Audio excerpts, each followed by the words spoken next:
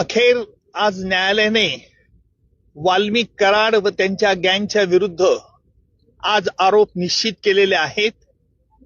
दिनांक 9 डिसेंबर 2024 रोजी संतोष देशमुख यांचा कट करून संगनमताने आरोपींनी खून केला आणि त्याचप्रमाणे यातील काही पुरावा नष्ट करण्याचा प्रयत्न केला.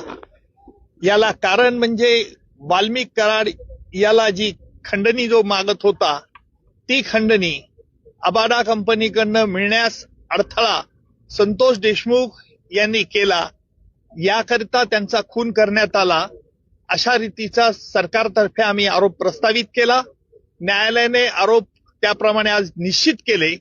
एकूण सगळ्या आरोपींच्या विरुद्ध आज निश्चित करून त्याची पुढील तारीख आता 8 जानेवारी ही तारीख ठेवलेली आहे. आजही आरोपींतर्फे पुन्हा हे आरोपी निश्चितची सुनावणी लांबणीवर टाकण्याचा प्रयत्न झाला. आरोपींनी या खटल्यामध्ये आतापर्यंत जे D2 ऑपरेशन केलं, ज्याप्रमाणे पाकिस्तानतर्फे K2 operation, K for Kashmir आणि K फॉर खलिस्तान असं केलं जात होतं, त्याचप्रमाणे आरोपींनी देखील या खटल्यात वेळोवेळी वेगवेगळे हातखंडे वापरून D2 operation, D for delay आणि डिरेल, उशीर करणं आणि खटला उलथवून टाकण्याचे प्रयत्न होते. त्याला आज आरोप निश्चित झाल्यामुळे या प्रयत्नांना चाप बसलेला आहे आणि यापुढचं सुनावणी, यापुढे जी 9 तारखेला सुनावणी आहे त्यामध्ये सरकारतर्फे कागदपत्र ज्यांच्यावरती प्रॉसिक्युशन भिस्त ठेवत आहे ती कागदपत्र आरोपीला मान्य आहेत किंवा अमान्य आहे याच्याकरता विचारलं जाईल. त्याच्यानंतर साक्षीदारांची यादी दिली जाईल आणि प्रत्यक्ष पुराव्याचं काम लवकरच सुरू होईल. आरोपींच्या वतीने वारंवार वकील बदलले जात होते, त्याबद्दल देखील आज कोर्टाने नाराजी व्यक्त केली. काय नेमकं? त्यालाच आम्ही आज आक्षेप घेतला की आरोपींतर्फे जे वेळोवेळी वकील बदलण्याचा त्यांना अधिकार आहे, नाही असं नाहीये, परंतु वेगवेगळ्या 30 कारणं ही पुन्हा पुन्हा न्यायालयापुढे मांडण्यात येत होती. म्हणून आम्ही न्यायालयाला विनंती केली की न्यायालयाने यापूर्वी देखील या त्यांच्या म्हणण्यावरती त्यांचं म्हणणं ऐकलेलं आहे, त्यामुळे न्यायालयाने यावरती निश्चित प्रकारचा आदेश द्यावा. त्याप्रमाणे निश्चितपणे आज न्यायालयाने प्रत्येक आरोपीला विचारलं, तुमच्या विरुद्ध हे आरोप ठेवण्यात आलेले आहेत. सगळे आरोप तुरुंगातच होते. आरोपींनी आरोप मान्य नाही असं सांगितलंय आणि न्यायालयाने त्याकरता ते रेकॉर्ड जेलमध्ये पाठवण्यात येईल आणि जेलमधून त्यांची स्वाक्षरी झाल्यानंतर पुन्हा खटल्याच्या कामाकरता सुरुवात होईल. मात्र हे संपूर्ण प्रकरण फास्ट ट्रॅक वरती घेतलं जाईल, फास्ट ट्रॅक वरती चालेल.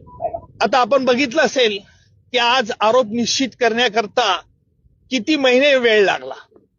न्यायालयाला वेळ द्यावा लागतो कारण वेगवेगळ्या कायदेशीर बाबी हरकती घेऊन हा खटल्याबद्दल आरोपी लांबवण्याचा प्रयत्न करतायत हे स्पष्ट होत होतं, परंतु कायद्यामुळे त्यांना संधी द्यावी लागते आणि म्हणून फास्ट ट्रॅक कोर्ट असो का स्लो ट्रॅक कोर्ट असो, परंतु खटला लवकरात लवकर चालवण्याचा प्रयत्न सरकारतर्फे होईल.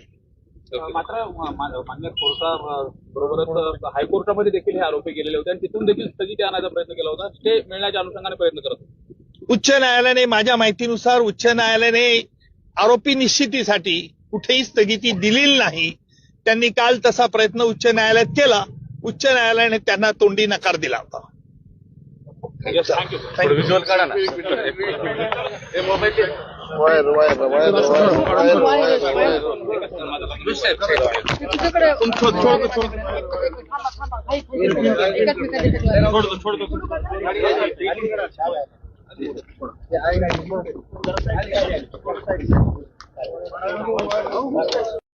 ते इकडे बहु अनेक तारखा आरोपींनी डिले केल्या, मात्र आज 4चा फ्रेम झालेला आहे. काय तुमची पहिली प्रतिक्रिया असेल? 4 फ्रेम आज झाला आहे. तर माझी प्रतिक्रिया अशी आहे पहिली की आता आरोप निश्चिती झालेली आहे, तर लवकरच आरोपींना फाशीची शिक्षा झाली पाहिजे आणि देशमुख कुटुंबियाला आणि या लढाईत सगळे जे पीडित कुटुंब होतं आमचं देशमुख कुटुंब, सगळं गाव आणि ज्या पद्धतीने या सगळ्या लोकांनी या न्यायाच्या बाजूने उभा राहिले त्या सगळ्या लोकांना न्याय पाहिजे आणि तेवढीच आमची सुरुवातीपासून मागणी. आम्ही न्यायाच्या प्रतीक्षेत आतापर्यंत आहोत. लवकरात लवकर आज 4 फ्रेम झाला, आरोप निश्चिती झाली आहे, तर लवकरात लवकर आरोपींना फाशी होणं ही माझी प्रतिक्रिया आहे. मात्र कोर्टाच्या समोर ज्यावेळेस दोष वाचून दाखवण्यात आले, चार ड्राफ्ट वाचून दाखवण्यात आला, त्यावेळेस आरोपींनी डिनाय केलेला आहे आणि आरोपींची जी भाषा होती ती देखील तुम्ही सर्वांनी ऐकली. त्याबद्दल मी आतापर्यंत बोललो नाही. मला तसं बोलता येत नाही जे काही कोर्टात होतंय ते, कारण ते मेरिटचे विषय आहेत, ते सगळे वकील साहेब बोलतात. परंतु ह्याच्यातून एक सगळ्यांना जे काही स्पष्टीकरण भेटलेलं आहे, पत्रकार बंधू सगळे तुम्ही मध्ये असतात, जे माझ्या भावाला संपवलं या आसुरी वृत्तीनं, त्या आसुरी वृत्तीचा कुठंही त्याची बाजू मांडणारे आणि आरोपी ह्याच्यामध्ये कुठलाच फरक नाही. त्या आसुरी आनंद घेण्यासाठी वारंवार वकील बदलून जे काय पेन ड्राईव्ह मागणी करतात त्यांचे ते राईट आहे, मागू द्या. परंतु तो जरी विचार केला निसता, ज्याच्या मनामध्ये हृदय आहे माणसाच्या, त्या माणसाला त्याचा विचार जरी केला तरी ते असं थक्क होतं जे मन.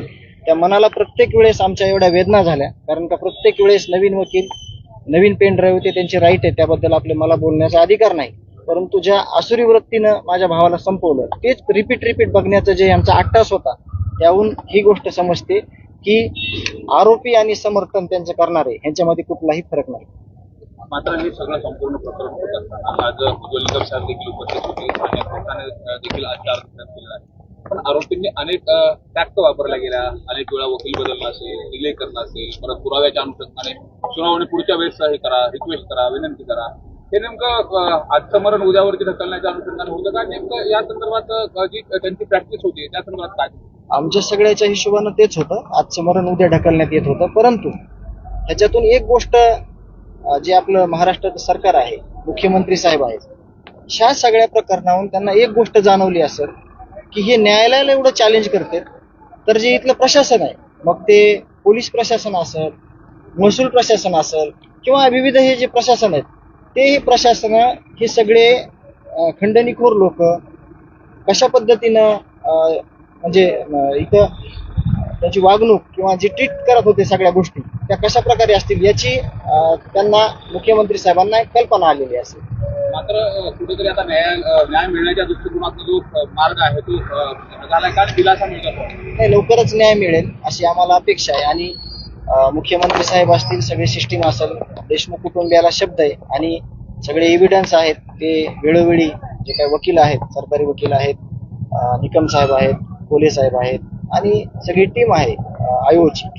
त्यामुळं आम्हाला तीच अपेक्षा आहे, आम्हाला न्याय मिळावा लवकरात लवकर, त्याची म्हणजे लवकरात लवकर ही सगळी गोष्ट आम्हाला न्याय मिळावा. दोष मान्य नाहीत असं म्हणत असताना सर्व आरोपींचा जो आवाज होता, देहबोली होती, भाषा होती, ती कशा पद्धतीने होती आणि त्यावरती काय करतो? नाही, त्याची म्हणजे पश्चाताप झालेल्या गोष्टीचा, हे बिलकुल आता पण मागं पण सांगितलं तुम्हाला की झालेल्या गोष्टीवर पश्चाताप किंवा माणसाच्या आयुष्यामध्ये ज्या काही चुका होतात त्या चुका जर असल्या तर ते मान्य करून माणूस पुढे चालला तर त्या माणसाला कुठेतरी स्वीकारलं जातं. परंतु ह्याच्यामध्ये आरोपी आणि आरोपीची बाजू मांडणारे या लोकांना कुठेही या गोष्टीचा पश्चाताप नाही, कुठेही या गोष्टीला हे इतके अमानवीय आहेत की ह्यांच्या शरीरामध्ये हृदय नावाचा विषय, मला आज तरी वाटतंय सगळी परिस्थिती बघून की नाही, यांना फक्त आता काही गोष्टी बोलता येत नाहीत, त्या गोष्टी झाल्या की बाकीचं लोकांच्या जीवाचं, निष्पाप लोकांचं कुठलंही देणं घेणं नव्हतं, हे परत एकदा सिद्ध झालं.